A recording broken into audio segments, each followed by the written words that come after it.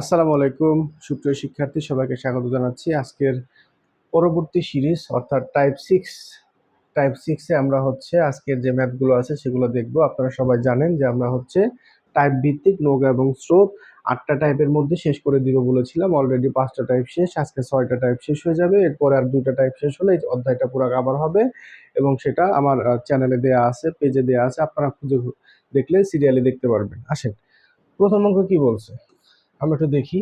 তো এই অঙ্কগুলো করার আগে একটা বেসিক আপনাকে জানতে হবে। সেই বেসিকটা এরকম যে মিনিট থাকলে সেটাকে আপনি কি করতে হবে, ঘন্টায় নিয়ে আসতে হবে, অর্থাৎ 60-এ কনভার্ট করতে হবে। আচ্ছা, বলতেছে স্রোতের প্রতিকূলে একটি একটি নৌকা 39 মিনিটে, কোথায় প্রতিকূলে, কিন্তু খেয়াল করবেন 13 কিলোমিটার যায়।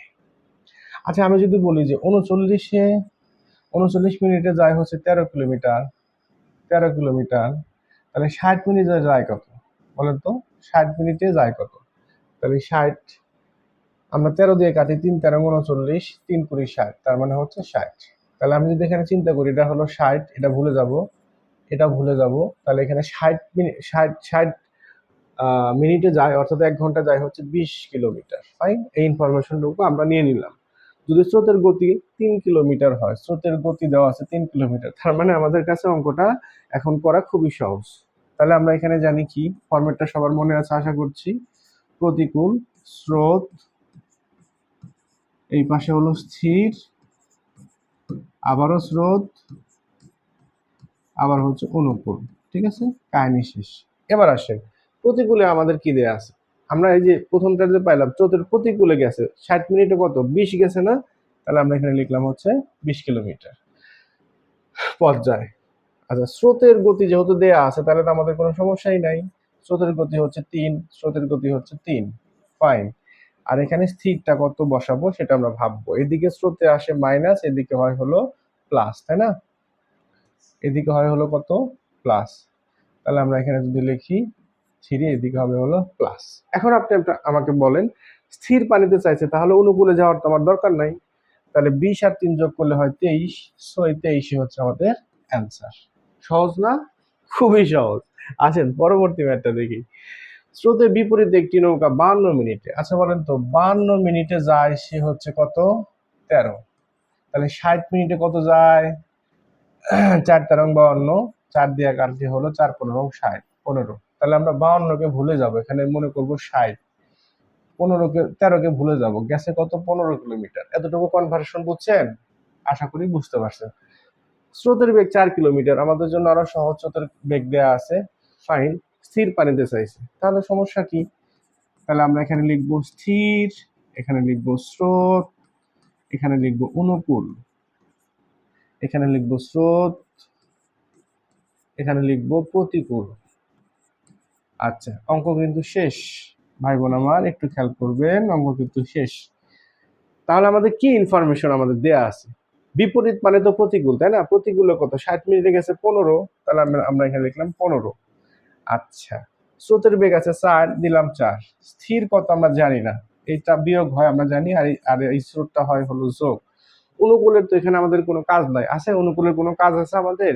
অনুকূলের কিন্তু এখানে আমাদের কোনো কাজ নাই। দ্যাটস ওয়াই আমরা কি করব, শুধু স্থির গতিটা বের করব স্থির পানিতে। তাহলে এই 15 আর 4 যোগ করে দিলে হয় কত, 19। এই 19 আমাদের অ্যান্সার। মনে রাখবেন যে প্রতিকূলে যা গেছে তার সাথে স্রোত যোগ করলে দিলেই হয় হলো স্থির। বুঝতে পেরেছেন? পরবর্তী অঙ্কটাতে আসি।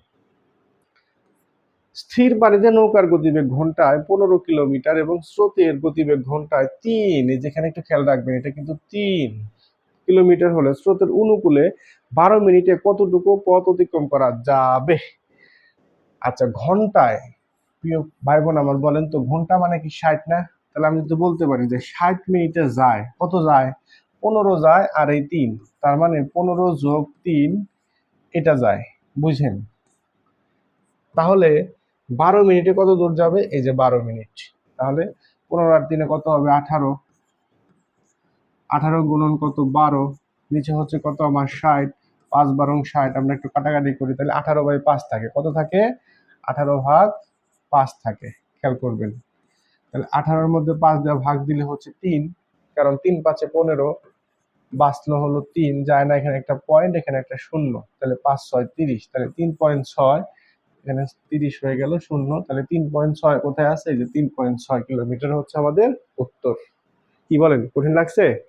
একদম না, একটু টেনে টেনে দেখবেন, রেকর্ড ক্লাস তো এই জন্য একটু টাইম নিয়ে করছি, সরি তাড়াহুড়া করছি। 4 নাম্বার, ধার বেয়ে একটি নৌকা স্রোতের অনুকূলে 15 মিনিটে 3 কিলোমিটার যায় এবং স্রোতের প্রতিকূলে 15 মিনিটে 1 কিলোমিটার যায়। তাহলে আমাদের এখানে দুইটা বাট বের করতে হবে। কয়টা বাট বের করতে হবে? দুইটা বাট বের করতে হবে, একটু খেয়াল করবেন। তাহলে আমরা প্রথমে লিখি অনুকূলে, শর্টকাটে লিখলাম অনুকূলে। তাহলে কি, স্রোতের অনুকূলে 15 মিনিটে গেছে কত? 15 মিনিটে যায় হচ্ছে, আচ্ছা আরো শর্ট করে করি, আপনারা জানি সবাই এগুলো পারেন। 15 মিনিটে যদি সে কত যায়? 3 কিলোমিটার যায়, তাহলে 60 মিনিটে কত যাবে? কাটেন, 4 15 60, তাহলে 3 4 কত? 12। তাহলে 15 মিনিট, এখানে 15 মিনিটকে ভুলে যাবো, এখানে 60 মিনিটে সে 3 না গিয়ে যাবে কত? 12। 60 মিনিটে যাবো হচ্ছে 12, ফাইন। আর প্রতিকূলের হিসাবটা আমরা যদি করি, তাহলে প্রতিকূল, খেয়াল করেন প্রতিকূলে, তাহলে প্রতিকূলে কি হচ্ছে? 15 মিনিটে কত যাচ্ছে? 15 মিনিটে 1 কিলোমিটার যায়, তাহলে 60 মিনিটে কত যায়? আমরা এখানে কাটাকাটি করলে 4 15 60, 4 অক্ষে 4, তাহলে এখানে আমাদের বের হয়েছে 3 4 12, আর এখানে বের হয়েছে কত? 4। এই তো, কাজ কিন্তু শেষ।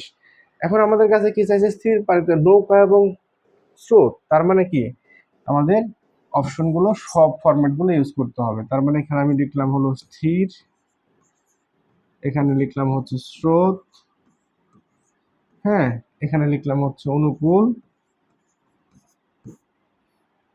এইখানে লিখলাম হচ্ছে স্রোত, এইখানে লিখলাম হচ্ছে প্রতিকূল। অঙ্ক কিন্তু শেষ, খেয়াল করবেন। বলেন কি কি ইনফরমেশন আমাদের হাতে আছে? আমাদের হাতে কি কি ইনফরমেশন আছে? অনুকূলে গেছে কত? 1 ঘন্টায় 12, তার মানে অনুকূলে গেছে হচ্ছে 12, বসায় দেন।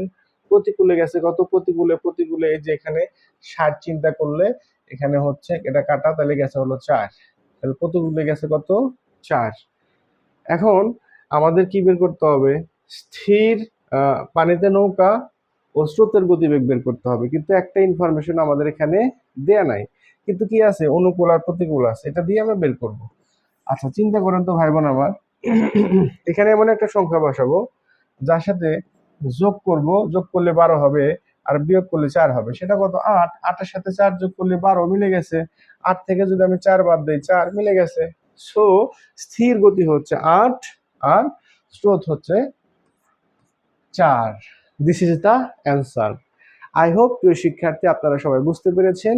দেখা হচ্ছে পরবর্তী টাইপ, অর্থাৎ টাইপ 7 এবং তারপরে টাইপ হচ্ছে 8, এই দুইটা পার্ট আমরা খুব দ্রুত শেষ করে দিব, তারপরে আমরা হচ্ছে নতুন চ্যাপ্টার শুরু করে দিব। এই সাথে থাকার জন্য, এই পর্যন্ত সাথে থাকার জন্য সবাইকে ধন্যবাদ, এবং আমাদের পেজটা অবশ্যই ফলো এবং লাইক দিবেন এবং কমেন্ট করবেন, ঠিক আছে?